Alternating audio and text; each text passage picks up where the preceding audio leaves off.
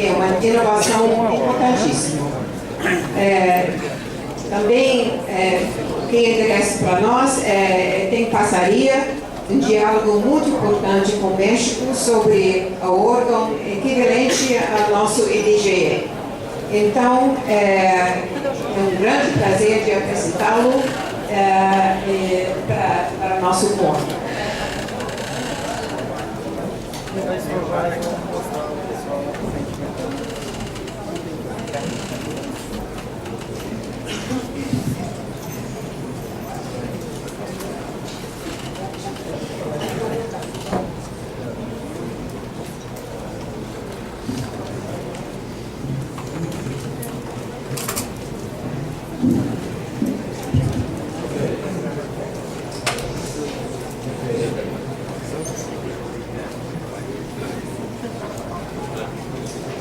Muito obrigado por estar aqui, muito obrigado por a invite.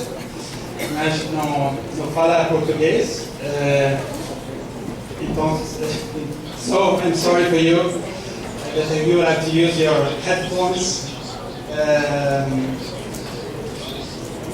But this is one of my many weaknesses, so I don't speak Portuguese. Again, I'm very, very happy to be here. Thanks again for the invitation. I'm very honored for this invitation, for this very important gathering. This morning, my name is Enrico Bisogno. I work at the UNODC in Vienna. It's the UN Office on Drugs and Crime.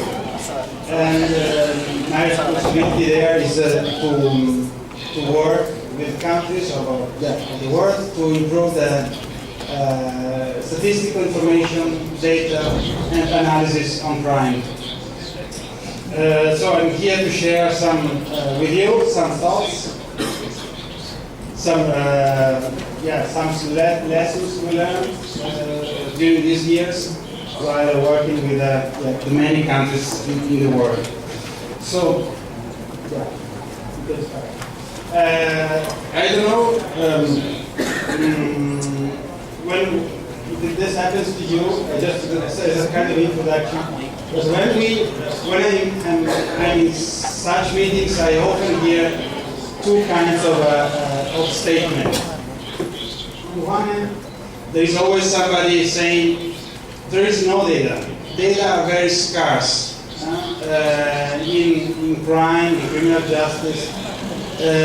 We can't do anything because we don't have the basis of a good basis of information to take decisions. And then maybe during the same meeting, somebody else saying, but no, look, there is a lot of data out there. So, and I think that when we listen to these different positions, I tend to agree with both. So, somebody saying there is no data, somebody else saying there is a lot of data, maybe saying also adding out there. So when a possible synthesis of these positions is that there is not it's not a question of quantity, it's a question of quality. There is often much data, but the quality is not that good. And this is, I think, will be more and more the case also in the future. I don't know how much you are, there's a lot of talk about this concept of big data. So, because we know with all the new technologies, information technologies, there is a lot of wealth of data around the world. So there is more and more, there will be more and more data. But at the end of the day, can we rely on this data? So what's the quality of this data? So let's start to think, what does it mean, quality? Yeah, if you take a look at these pictures, I think your immediate reaction will be, the quality is what? Yeah, it will be the nice car or the nice pair of shoes, depending maybe on the sex. But maybe if you're maybe a 20 years old boy somewhere, you're not so much interested in this kind of car, but you would like more scooter to go around. or the same if you have to play a game, maybe you're not interested so much in this pair of shoes, but rather you would like the other ones. So at the end of the day, the quality is not what is the quality. If the quality is more about this is the definition of quality, the degree to which a set of characteristics of a good or a service fulfills users' requirements. So the quality is about providing goods or services that are good for the users. So there is not much, the focus should be so much on the product or the service, but more on the users. So this is at the end what matters. That what we produce as in this case as statistical information, as data, is good for the users. It meets the requirements of the users. And so we try again. So let's go a little bit deeper. What does it mean? There are many. We look at the requirements of users. In this case, users of statistics or data. There are several requirements. It's first of all that the data are accurate. So we are talking about data that really reflects the reality. So if we say that, for example, the unemployment rate is 10%, is 12%, is 15%, it means that in the country there are 10% of the people who are looking for a job. This is what we mean, accuracy.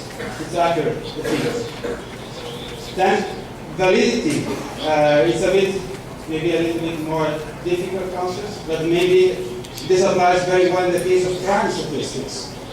The indicator, the data we are looking for, we are using, is really measuring what we care about. So this applies very much in the case of crime, because we know often we use the data on a reported crime, on the crime reported to the police, but we know at the same time that the crime reported to the police is not the entire picture.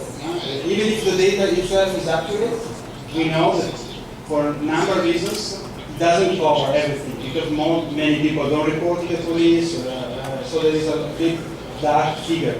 So in that case, there's an issue of validity, because of what we use, even if the data itself is accurate, by the way the source of information is built and so on, it's never providing the complete picture.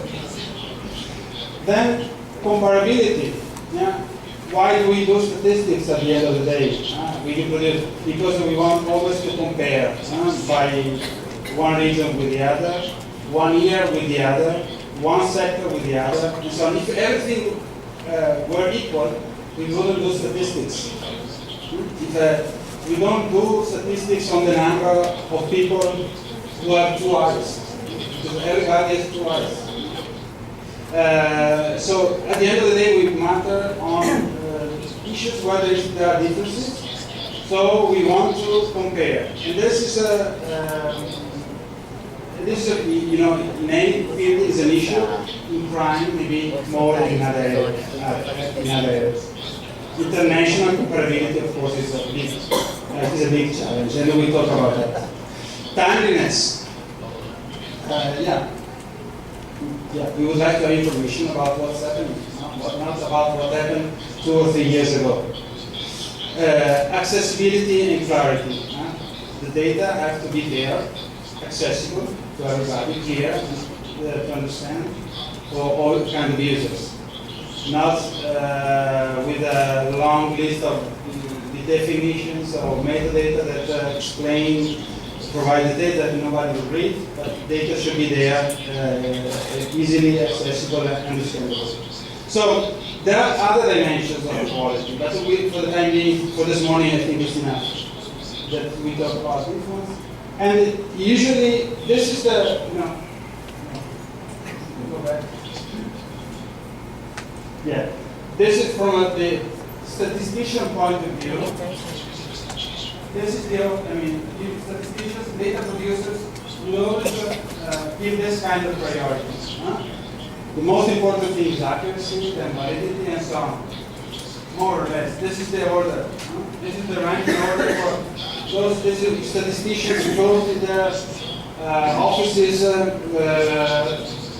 working on numbers and so on. They would like to have perfect numbers. Maybe you can wait 1, 2, or 3 years, but at the end they will give you a perfect number. And so on. This is the why. If we go, I would say if we look at the data from the user's perspective, maybe it's reversed, it's the other way. They would like to have first of all accessible, clear figures that they can understand easily and so on. Timely data. So there are two different perspectives, often on quality, from the data user's perspective and the data producer's perspective. So that one difficult challenge, of course, is to find a good compromise trade-off between these two perspectives.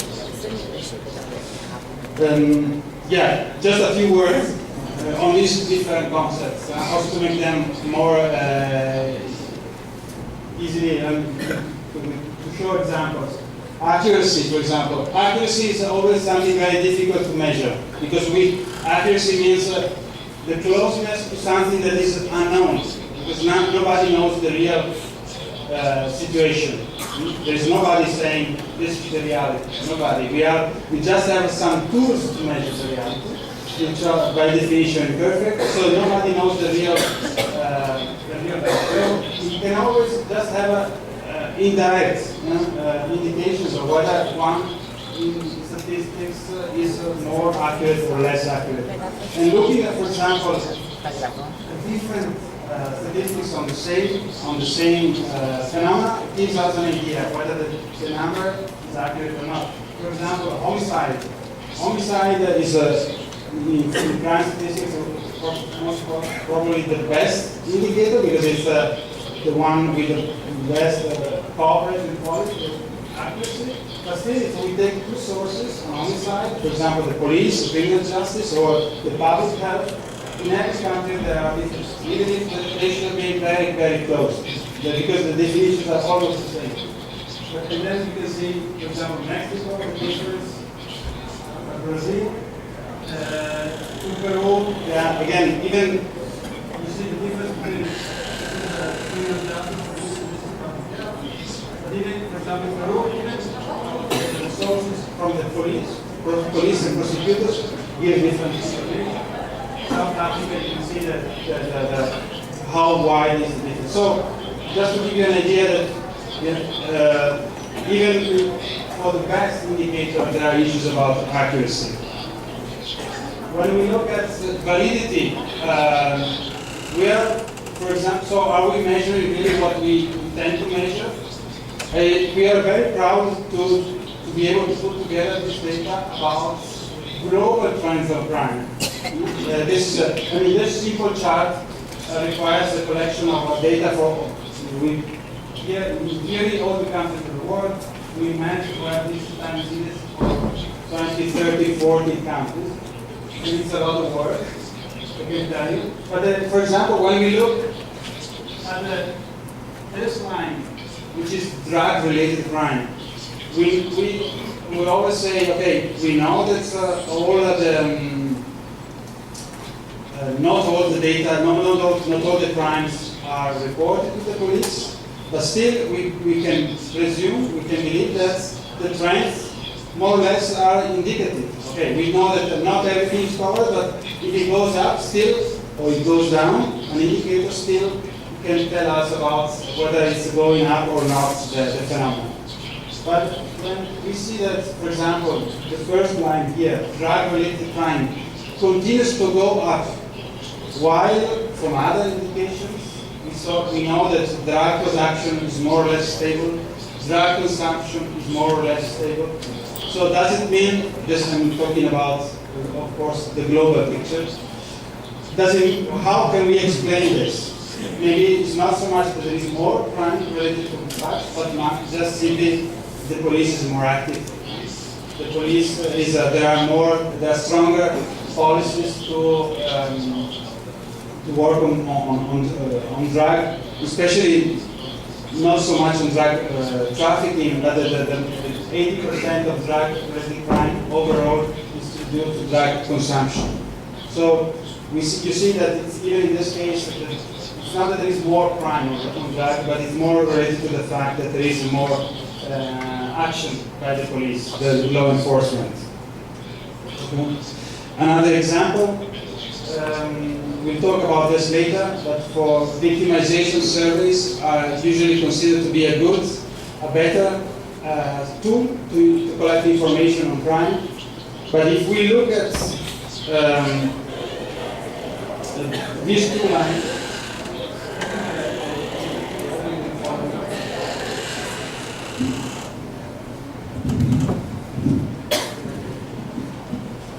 okay, this is from the US, United States. This is the total violent crime recorded by victimization surveys in the US. And you have seen that during the last 30 years, violent crime has decreased considerably. While if we look at the crime recorded by the police, it has gone up in the United States. So again, this is always the issue of when we use officially reported crime, the information we can gather about trends is always sometimes can be misleading. If we take this is considered to be closer to the reality because this is really what the people report in the surveys. Even in the case of trends, we can see that there is an issue there when we use reporting crime. So, okay. Comparability. I want to show you. This is some information that we always are requested. What are the levels of sexual violence in the countries? And you may be surprised that overall, for example, if you look at the rates of rapes in countries, we can see that Sweden is the second highest countries in the world in terms of rape rates. Just Botswana is the first one. And then while there are other countries, I put a few of them. USA, Brazil, Colombia, India. There's been a lot of talk about India, sexual violence in India in the last months. You can see the difference. So, are the data comparable? So this is always an issue we have to deal with. Timeliness. Yeah, this is I was mentioning this before. We are in 2013. And then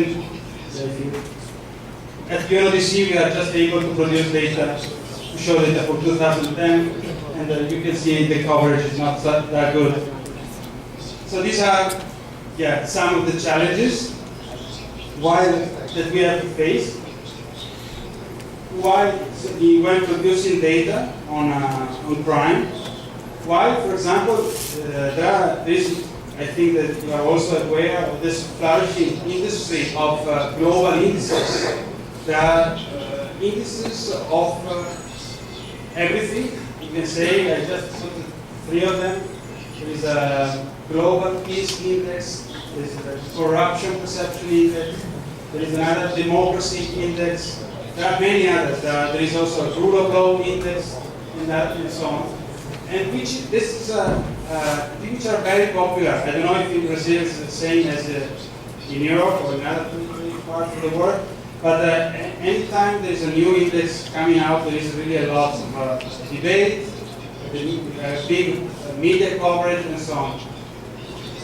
These indices are always known by definition. The first 10, 15 positions we already know.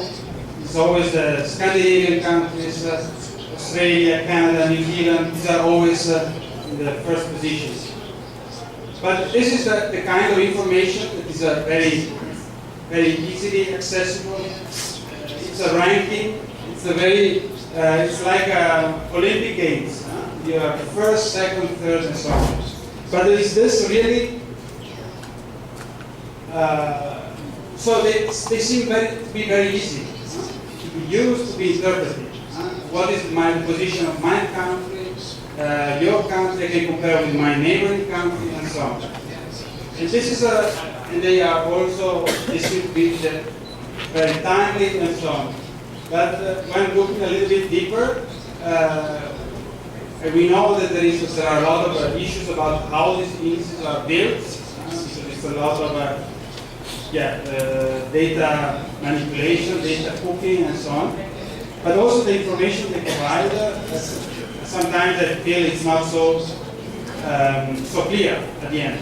Because, for example, if we look at Brazil, Mexico, India, for this global peace index, can we really say that Brazil is so close to these countries, or Mexico to the other countries, and so on?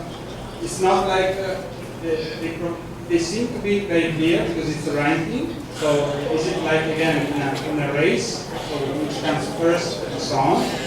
But then I don't know if this is two close positions are really so close. So these are examples of what, just to give you an idea of what we think is important, which are the dimensions we should look at, aspects, characteristics when producing and using data.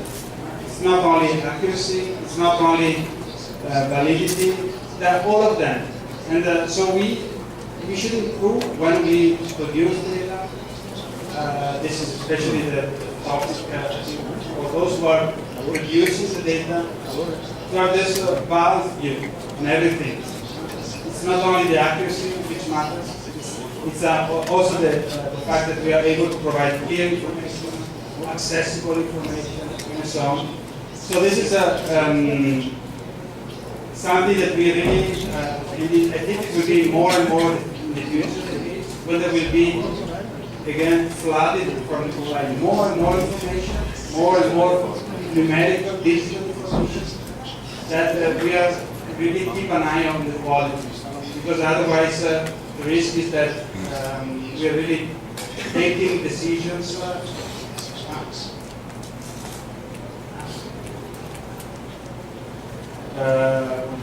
on the basis of information which is not of good quality. So we have to develop this also, this critical sense of the users and producers. So I now just would like to tell you a bit on what we do, we as UNODC, but also there are many institutions, organizations that are active in this field to support the countries to improve all these dimensions of quality. So, for example, on the optimization service, I know that Brazil has finalized it, one first big optimization survey, and this is an area where we really try to support and push countries to be very active, because we know very well that we want to have a pretty better understanding of the, we call it the crime pyramid. We need to have, cannot rely simply on data produced by the police or other law enforcement agencies.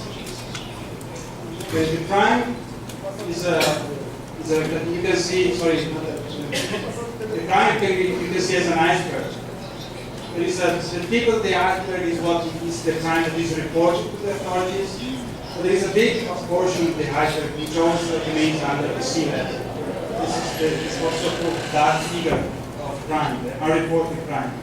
And it's not, the sea level is not always the same. It depends on the country. It depends because it depends on the crime. There are certain crimes that are more important than others.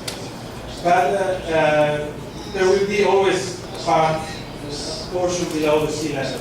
And the optimization service can help a lot in this, because they ask directly the people or the business sector what is their experience of crime victimization. And I want to show you an example of Mexico. So this is, for example, a maybe well-known chart of Mexico, or map of Mexico, showing the different homicide rates in the states of Mexico. So we know very well that the Alps, the north side of the country, plus a little bit on the Pacific area. And this is the level. This is the well-known. It reflects a lot the war that has been in the last few years in Mexico related to drug cartels, drug criminal organizations. And when we look at the data from the victimization survey, you can see, for example, this is extortion. Extortion is also an indicator of often. It's often an indicator of presence of organized criminal groups. And we see that there is a certain overlap between the first and the second, between homicide and extortion. So we see that there is a certain geographical distribution of organized crime, which is of course not the same, because organized crime is not always violent, it's not always making use of homicide, but there is a certain overlap between the two. So when we put the two information together, we can have a better understanding of where our organized crime is more present. Then, if we look at other things like theft, robbery, war, conventional crime, we see it's completely different. So it's only so we can see from this very simple information whether there is more an issue of organized crime in a country, or where there are other issues, because it's not crime, it's not only organized crime, which still have a very heavy impact on the population. For example, in terms of theft or robbery. So this is the smallest example of the kind of information that we can produce when we have a victimization survey. Another example, where we think it's necessary to invest is on, for example, on corruption surveys. It's an example of a tool that can provide information on a very difficult, very complex crimes. We also to show you the difference between the information that a corruption survey can produce and other indices as this one, the corruption perception index. This is I don't know if you are familiar. This is a perception index that is produced every year by an NGO, Conferência International. And this is an example of few countries in Europe, Southeastern Europe, developing countries. These are the rankings of these countries according to the CPI, this corruption perception index. While so this is the red one. The red bars are the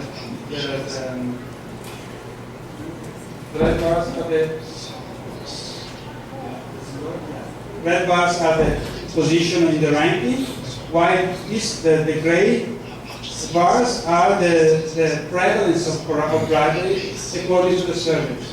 So you see the difference that we have when we ask that to people. What is did you have to pay a bribe the last year? So where you have very high level here, for example, or here, and at the same time the differences that can exist between perception and experience. This is a tool that we again also support and invite countries to take into consideration. Yeah, this another information. Corruption is bigger. It's something very complex, very complicated. It's not only one crime. There are many crimes involved. For example, if we take the perspective of both the business sector and the population, we see that there are also very different ways corruption is experienced. So, for example, The green one is the population, the corruption experienced by the population, and the blue one is the corruption experienced by the business sector. And these are two different things. The population is more, we are talking about these 7 countries in Europe. Population experiences a lot of corruption in the health sector, while the business is a lot in the tax revenue officers, custom officers, and so on. So it's only through this kind of service that we can have a better understanding. I think we can skip this one. Then we go to the crime classification. The crime classification is an undertaking that we have started a few years ago. It's an international classification of crime for statistical purposes. We started at the beginning of 2009 in Europe, North America, because there was a request from those countries to start working on this. And we produced in 2011 a first draft, which was approved by the Conference of European Statisticians. And now, this year, we finally got also the mandate from the UN Statistical Commission, the UN Crime Prevention and Criminal Justice Commission, to produce this global crime classification. Why do we need a crime classification? I think there are a number of reasons. For example, just 2 examples. Australia and Mexico. These are the classifications that are used in Australia and Mexico. Of course, I don't want you to read everything, but just to let you know, for example, in Australia we have 16 categories, in Mexico 7 categories, and if you look at them, they are completely different. The perspective is completely different. So, just if we take these 2 countries, whatever information they produce is completely uncomparable. But it's not only when we want to compare countries. Classification of crime is useful also, first of all, in the countries. Because in most countries there is no clear classification of crime. It's not if you think a bit of the health system, it's only these tools are really necessary, because in the health system we know now that there is what are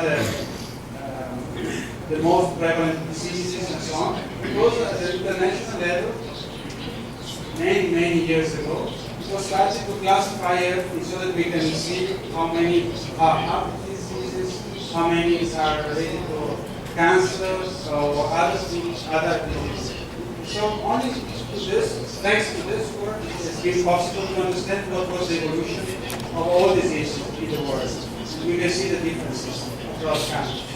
So it's really a tool that is why if you have this such classification, we still would be in a situation where we only have a few numbers of a few diseases.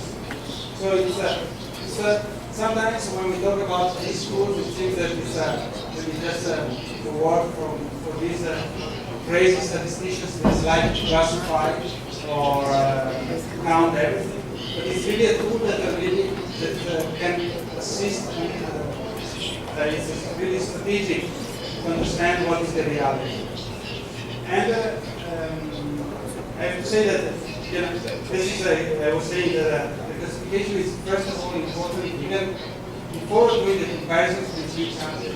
It's important in each country because for the time being, most countries don't have classification. So we are just able to produce some data on some few crimes, homicide, theft, and so on. So it's not only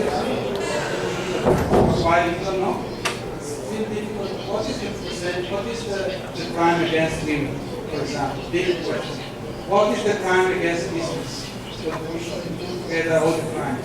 What is the crime against the people, the violent crimes? We are still not able to give an answer to this very simple question.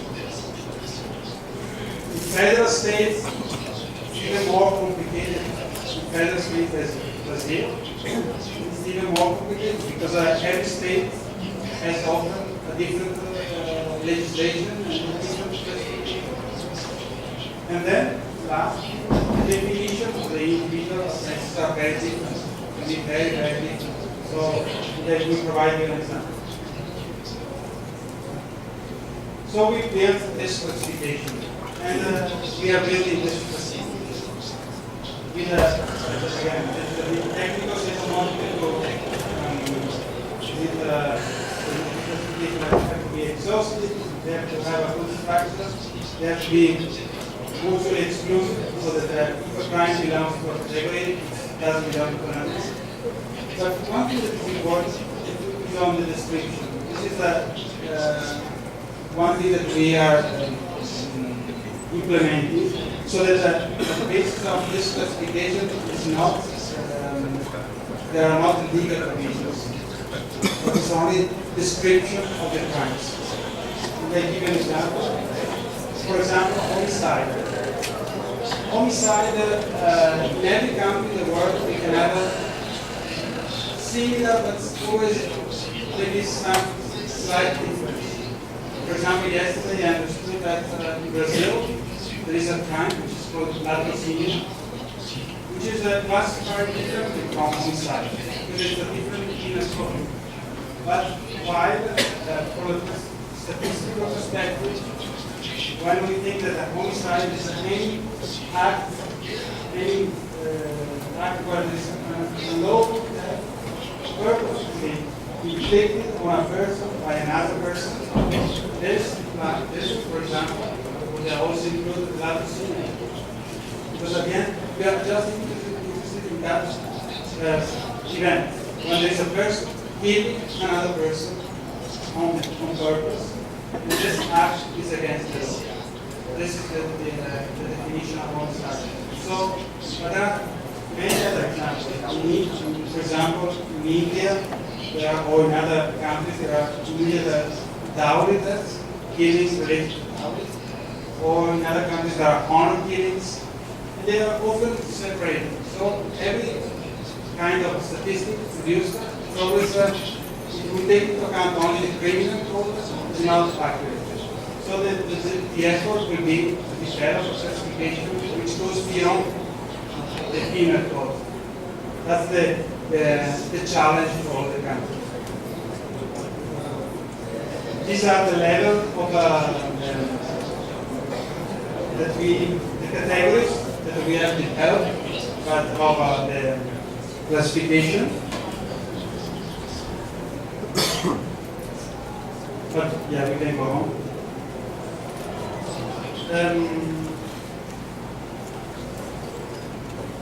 The next steps to which for the production of this finalization of this classification here during this year we will do the testing, and we really hope that Brazil will be part of this exercise, and by the end of next year we have to, so 2014 we will finalize the classification, which I think you can appreciate the effort of putting together perspectives, experiences of all countries of the world, possibly. So it's going to be a very intellectual, challenging exercise. Another area where it's important to believe, to work on, is the indicators to monitor the criminal justice process. So it's so far we are talking about crime, but there is not only crime. It's also important that we put the information on what comes after the crime is committed. So how people are, how many people are arrested, prosecuted, people brought into court, and so on, convicted, and then people serving the sentences, and possibly also people rehabilitated. So it's it's not only the crime that's important, but we also see put in place a system, suspicion, comprehension, harmonized system, follow all the procedure. Again, a few figures. So, for example, when we put together this data, we were surprised to see that afterward, for example, in the global level, there's more than 1% of the total population that every year is either arrested or suspected by the police. Which means, for example, in 60 countries, the other data, it's more than 32 million people. This gives an idea of how many resources we are putting into this, what kind of massive activity is behind the law enforcement. There has been these are the numbers. You can see the Americas, the numbers of people the rates of people arrested or suspected is very high.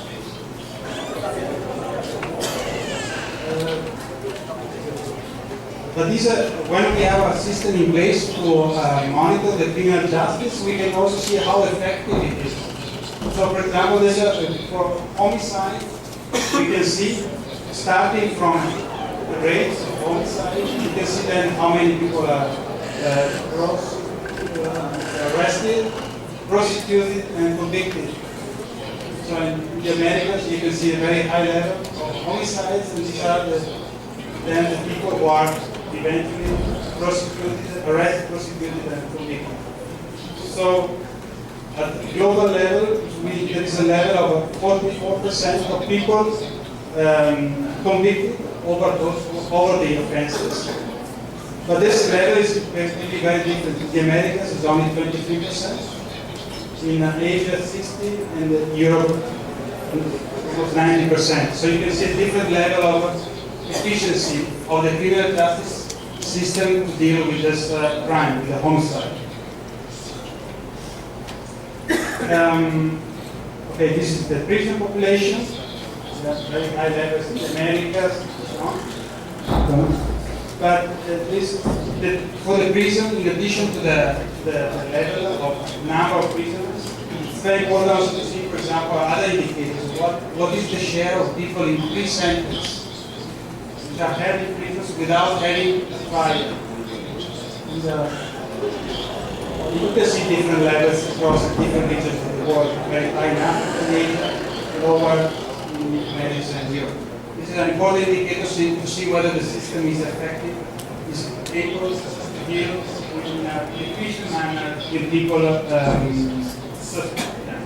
still suspected of crimes.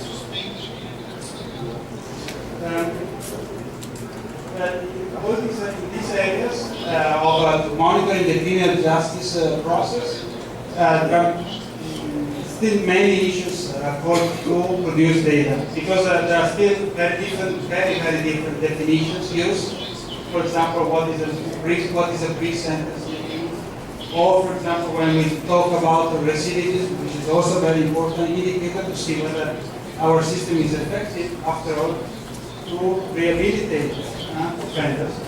But very different definitions are used in countries, and this, of course, has an impact on the comparability. Last thing is on data collection.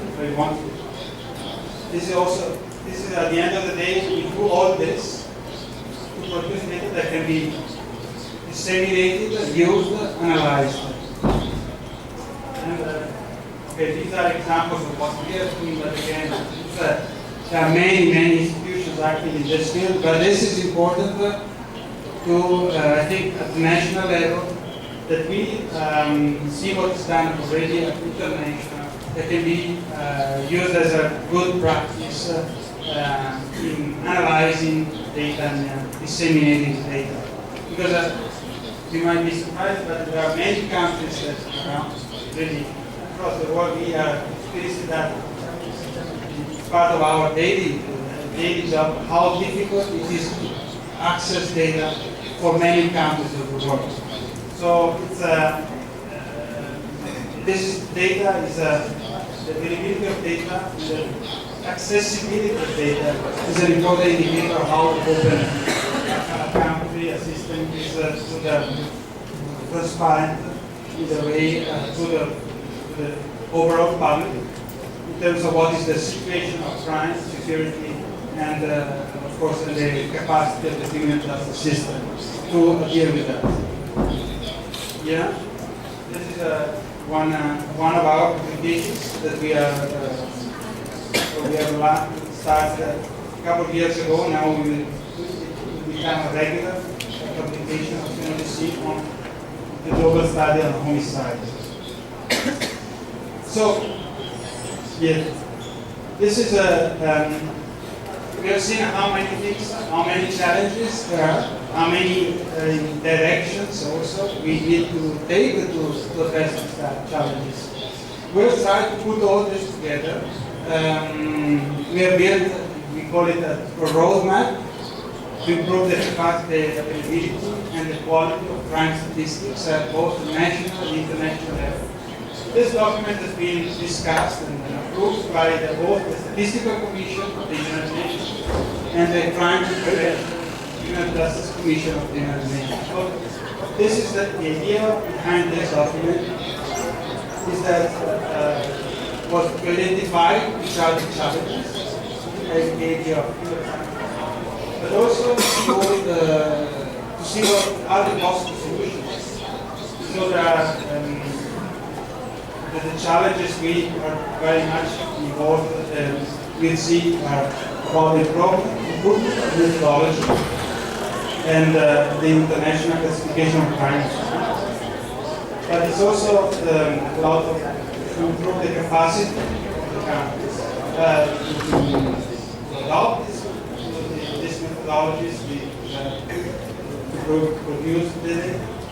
But it's also a lot about the improvement of the data analysis and dissemination, both national and global level. So these are the areas where we identified a number of activities. Of course, we are not alone. I mean, this is a kind of, if you want, the strategy that needs to be implemented. But those who have implemented the strategy are several. For example, if you just look at the actors that are working in this area in Central America, Central Latin, and South America, there is already a list of 7, and I'm sure there are already forgotten somebody. But there is a UNODC, there is the Center of Excellence of UNODC in Haiti, which is based in Center of Excellence on Crime Statistics, which is based in Mexico. There is the initiative of the Inter-American Development Bank in CISALVA on the regional initiative of these days we will hear about this. There is the Organization of American States, the UN Economic Commission of Latin America and Caribbean, there is UNDP, there is the World Bank, and there is, I'm sure there is somebody else. So the idea and the challenge, I think we are working very much on this, is to coordinate all the activities among the national, international, regional actors. And I think if there is a good understanding of what is meant, what is needed, produce this, improve the capacity of countries to produce this good quality data. So there is this I think is a very shared view by all the actors. It's only a matter really of understanding who does what, to coordinate, to produce the best possible way the capacities, the expertise. But if this is at the international level, at the national level, I'm sure that people help you to have a much longer list. Because at the national level, it's even more. I mean, national level is where the change occurs. Regional, international, and only supported by the framework, give some tools. But then the real work has to be at the national level. At the national level means many institutions, government institutions, NGOs, research institutions, and so on. And this is the you know that the Fórum in Brazil is a major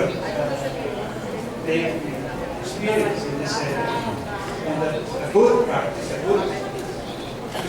but I'm sure that you are also facing many challenges in this. Okay, I just want to show you, because the last thing is about a few events, a few steps that will take place in the next, more or less next year. Of course, it's not exhaustive, absolutely not. But just a few things on which I would like to draw your attention. There will be in October a workshop on victimization that we are organizing together with IDB, STAFA, the World Bank, UNODC, or the Organization of American States, where the idea is to produce a regional package, so the own victimization service, so that with every country in this region, Central America, Latin America, which is going to implement the victimization service, will have a reference. So it will be something with common methodology, so that we again produce good data and comparable. Will be the next 2 months of testing of the crime classification, where we hope that Brazil will be a very active partner. Another activity, line of activity where is it's also important to take into account is the work group of ECLA, Economic Commission for Latin America, where there is a working group of crime statistics where there is also the involvement of national statistical offices. National statistical offices have not been traditionally very active in the area of crime statistics, but we think that it's important that this technical component of the government, so that the component, the agency within government that has the mandate to produce statistics, which has the expertise also to produce quality statistics, should be become more and more active also in the area of crime and security statistics. We are working in terms of data collection, global, regional and international data collection. The Americas are a good example of a partnership where we, the UN, the Organization of American States, and I already mentioned that this is other regional, always a system of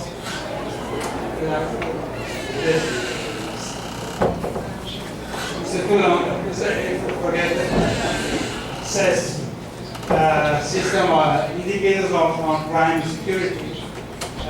We are also harmonizing the data collection so that we improve the quality, the comparability, of course also we reduce the burden on country.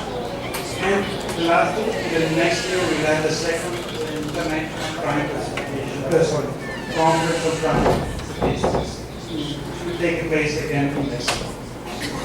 With this, I conclude. I would like to thank you. I know that there is possibly some time also for questions or whatever comments, and I would be very happy.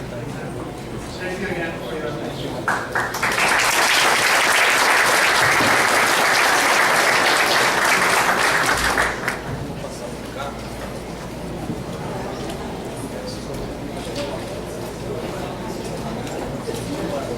Antes de abrir para as questões, eu gostaria de convidar a magnífica reitora da UFMT para uma pequena palavra de saudação.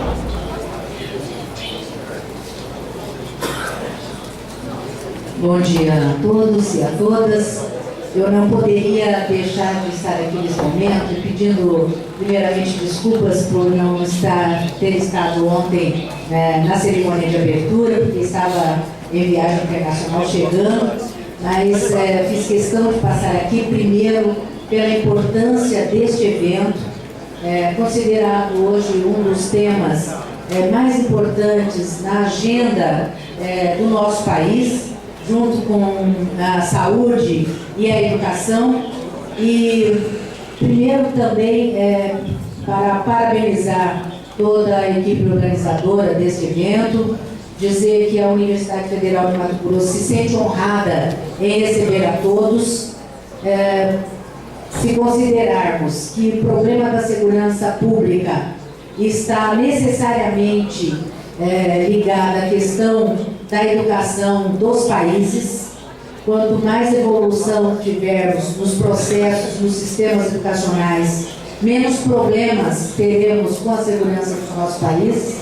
Não haveria lugar melhor para se realizar este 7º encontro do Fórum Brasileiro de Segurança Pública, senão numa instituição educacional.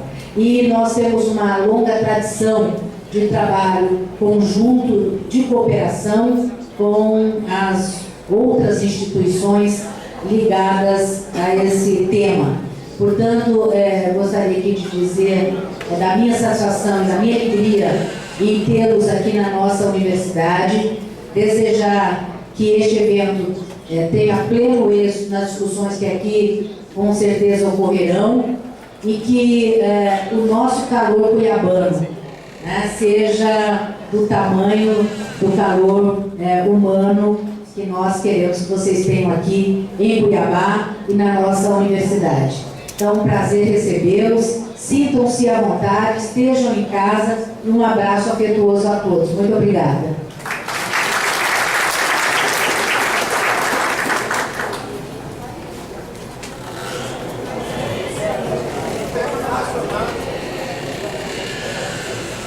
Eu vou aqui moderar as questões, a gente vai limitar a 5 ou 6 perguntas em função do tempo. Nós temos 2 microfones aqui, porque está sendo feita a tradução. Queria saber quem gostaria de começar, eventualmente, fazendo alguma questão para o Enrico, nosso convidado. Por favor, levante a mão e se identifique, está dizendo um pouco a instituição.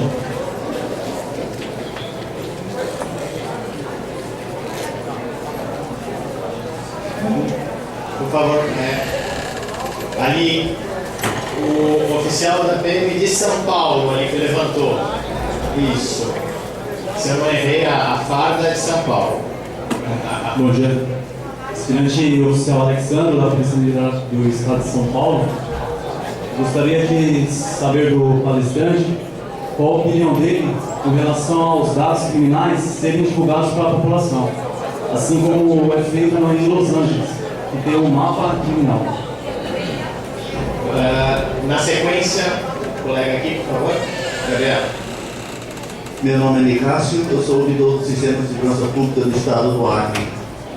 E eu gostaria de perguntar ao palestrante se ele vê alguma semelhança política entre as manifestações de rua acontecendo atualmente no Brasil com o caso do Egito, por exemplo, ou da Itália ou da Espanha.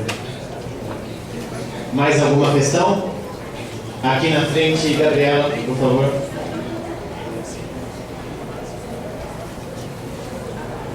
André Ricardo Rauen, represento a Associação dos Delegados de Polícia do Estado de São Paulo.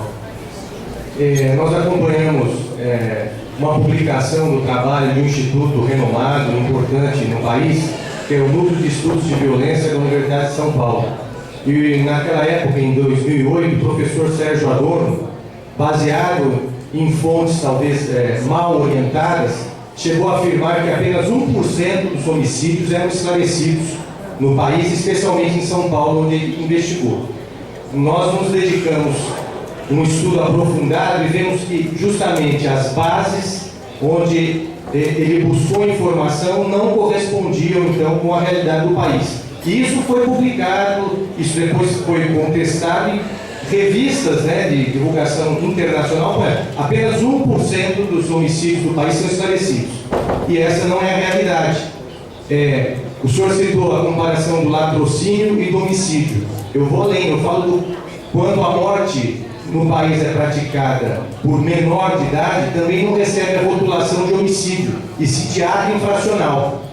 E hoje representa um grande percentual de crimes de homicídio, os atos infracionais que são praticados por menores de idade. Aí era uma das fontes do erro dessa pesquisa. O colega ali, Patrícia.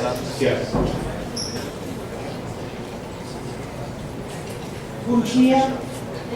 Eu vou seguindo na esteira do colega do Congresso o seguinte.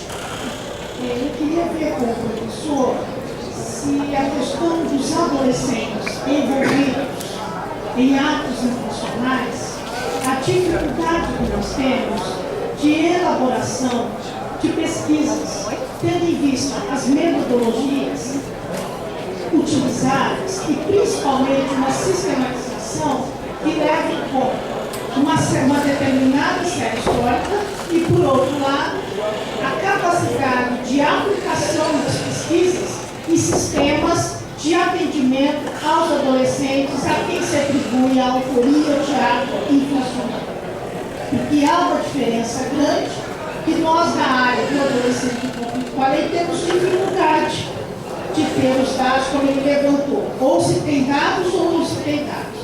Então, a gente também tem um terreno meio pantanoso do ponto de vista da compreensão dos dados em relação à metodologia, à coleta e à sistematização. Uma última pergunta, se alguém gostaria de fazer? Não? Podemos passar então para o conferencista.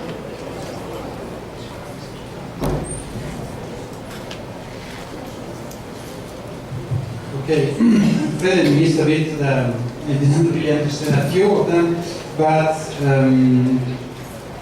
concerning the availability of critical data maps, that was the question. I think that they are an absolute must. I mean, I think producing geographical information on crime, especially at urban level, suburban level, is a very important piece of information that we should develop, produce for all purposes, for prevention, crime prevention purposes, for information, for public opinion information, and so on. There was an issue about clearance rates. This understand this is an indicator which is very sensitive everywhere, because it's used by the police often, by law enforcement to monitor their capacity, their effectiveness. And but at the same time, it can be very sensitive because the same institution is both producing some information and it's also held accountable on the basis of that information. So there is also often an issue of a kind of a conflict of interest in producing this information. So I think that it's always very important that country level it's an area where we also want to produce some kind of international guidance. One, because the big thing is one case has to be considered here. Because there are many cases, of course, that the police is dealing with. What does it mean that the case is clear? It means that somebody has been found, or simply that the case is closed because nobody was found, or because the person died, or there are many different ways of defining clearance. The first thing is important that the country level is this discussion and agreement what is meant by clearance, because it's an indicator which attracts a lot of attention, a lot of there are many sensitivities. So it's important there is a broad and frank discussion on what is to be meant by clearance. So this is the for me, I don't know the details of course the issue you raised, but in a general perspective, I think it's important that there is this discussion and agreement, irrespective whether the person, the prosecutor, or the offender, or the that the suspect is young or old, is a juvenile or not. This is something that should be related to the case itself, respecting the identity of the person of the suspected person. But there is important. What is important, there is this agreement, discussion agreement at country level, what is to be considered. From all these perspectives, the police perspective, the judiciary perspective, the NGO perspective, the research perspective.